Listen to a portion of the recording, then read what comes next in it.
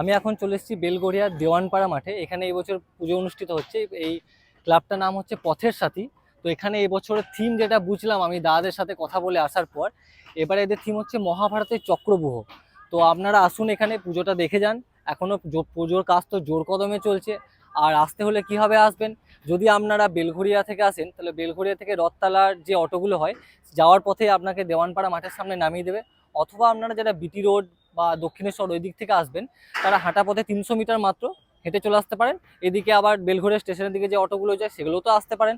আমি বলবো আপনারা হেঁটে আসুন। আর এটা উদ্বোধন খুব তাড়াতাড়ি হয়ে যাবে। এবছর অর্থাৎ 2024-এ বেলঘড়িয়া পথের সাথে থিম চক্রব্যূহ। চক্রব্যূহ হলো একটি রণনীতি। এই রণনীতি বুঝতে না পেরে অর্জুন ও সুভদ্রার পুত্র অভিমন্যুর মৃত্যু হয়। এরকম মনে করা হয় এই চক্রব্যূহ ভেদ করার রহস্য কৌরব ও পাণ্ডবদের গুরু দ্রোণাচার্য এবং ভগবান শ্রীকৃষ্ণ ছাড়া আরও একজন জানতেন। তিনি হলেন অর্জুন। যদিও বা অর্জুন তার স্ত্রী সুভদ্রাকে চক্রব্যূহ ভেদ করার কৌশল বলেছিলেন। যখন তিনি কথা বলেছিলেন তখন সুভদ্রার গর্ভে অভিমন্যু ছিলেন। গর্ভ থেকেই অভিমন্যু চক্রব্যূহ ভেদ করার কৌশল শিখেছিলেন। কিন্তু অর্জুনের কথা শুনতে শুনতে সুভদ্রার ঘুম পেয়ে যায় এবং তিনি ঘুমিয়ে পড়েন, যার কারণে অভিমন্যু চক্রব্যূহের ষষ্ঠ পর্যায়ে নিয়ম শিখে ফেললেও সপ্তম পর্যায়ে দরজা খোলার নিয়ম শিখতে পারেননি। প্রাচীনকাল অর্থাৎ পৌরাণিক সময় থেকে মানুষ যেমন যুদ্ধে চক্রব্যূহে আবদ্ধ, তেমনি বর্তমান সময়ে জীবনযুদ্ধে নানান চক্রব্যূহে আবদ্ধ। একমাত্র মা দুর্গাই পারেন সেই চক্রব্যূহ থেকে আমাদের রক্ষা করতে।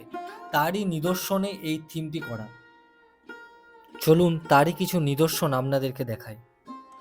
আপনারা এখানে দেখতেই পাচ্ছেন পুজোর কাজ জোর কদমে চলছে। দাদারা ওখানে প্লাইয়ের বাটামের কাজ করছে। মণ্ডপের কাজ প্রায় এই মুহূর্তে শেষের দিকে।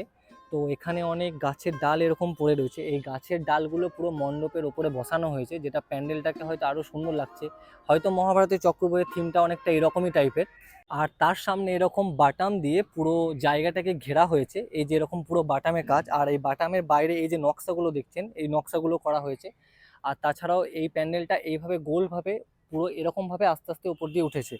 আর আপনাদেরকে একটু ভিতরে যদি নিয়ে যাই, ভিতরে যে কাজগুলো দেখা যাচ্ছে এই কাজটা দেখে অনেকটা ইটের মতো লাগবে, কিন্তু হয়তো কালারটা ইটের মতনই। এতটা সুন্দর লাগছে, এত সুন্দর কাজ ফুটিয়ে তুলেছে, শুধু একবার দেখুন এই কাজগুলো। চলুন আমরা মণ্ডপের ভিতরে যাই এবং দেখি ভিতরে কারুকার্যগুলো কতটা সুন্দর করেছে বা কেমন কি কারুকার্য। আপনাদেরকে ভিতরে নিয়ে আসছি আস্তে আস্তে। আসুন আমার সাথে ভেতরটা আপনাদেরকে দেখাচ্ছি। মণ্ডপের ঢোকার যে গেটটা আছে, তো এই গেটের মুখটাই অনেকটা কাদা হয়ে রয়েছে। কিছুদিন প্রচণ্ড পরিমাণে বৃষ্টি হয়েছে, তো তাই এগুলো অনেকটা ভিজে ভিজে হয়ে আছে। তো আমরা এখন মণ্ডপের ভিতরে ঢুকে গেছি। মণ্ডপের ভিতরে ঢোকার পর এত সুন্দর কাজ, পুরো মন জুড়িয়ে গেল। শুধু কাজগুলো একবার দেখুন। এদিকে পুরো হাতের কাজ, কাঠের কাজ। তাছাড়াও এখানে যে মা দুর্গার এখানে বসার জায়গাটা এখানে করা হয়েছে, এখানে দেবী থাকবেন। আর এছাড়াও ভেতরটা পুরো কাজ আছে, আপনাদেরকে পুরো কাজটা আমি আলাদা করে দেখাই।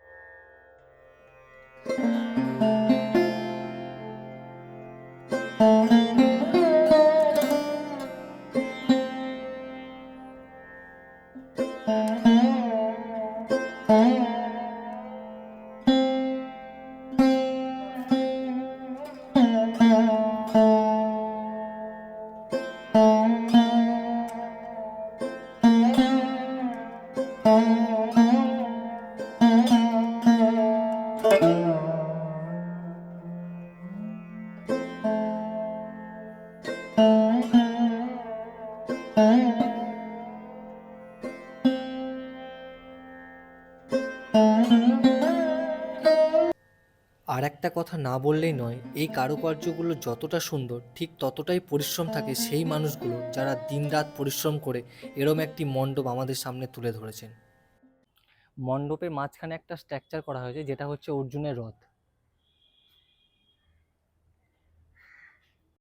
এখন যতটা কাজ মোটামুটি প্রায় হয়ে এসছে, এখন পুরোটাই আপনাদেরকে দেখালাম। এবার পুরো কাজটা যখন হয়ে যাবে, পুজোর সময় যেদিন উদ্বোধন হবে সেদিন তো পুরোটাই দেখতে পাবেন। আপনারা আসুন, দেখুন এই জায়গাটা খুব ভালো লাগবে।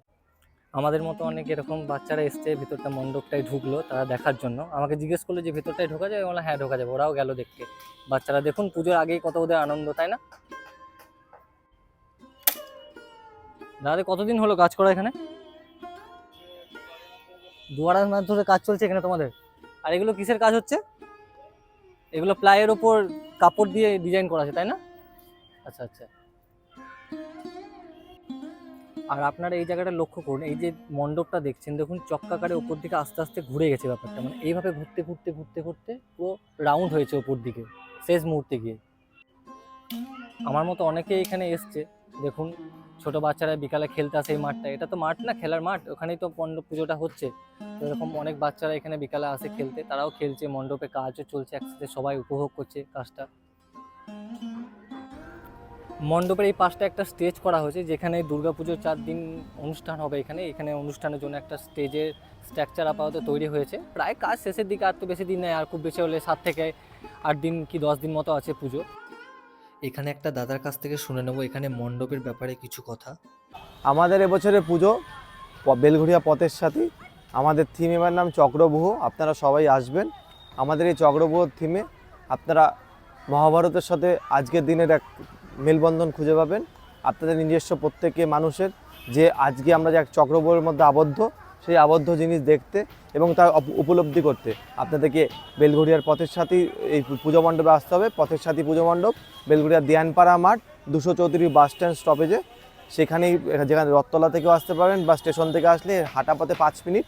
আপনারা সবাই আসুন, আমাদের এই বছরের যে ভাবনা চক্রব্যূহ দেখুন এবং আপনাদের নিজস্ব মতামত শেয়ার করুন।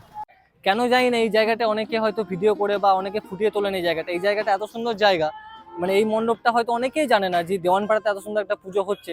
তো আমার মাধ্যমে আপনারা হয়তো সেটা জানতে পারছেন, আর বাকিদেরকেও জানান এইভাবে, আপনারা আসুন এই জায়গাটা দেখুন, ভালো লাগবে। চলুন ভিডিওটা বেশি বড় করছি না, তো আপনারা এখানে আসুন, ঘুরে যান এখানে পুজো মণ্ডপটা, দেখে জানান আপনাদের কেমন লাগলো।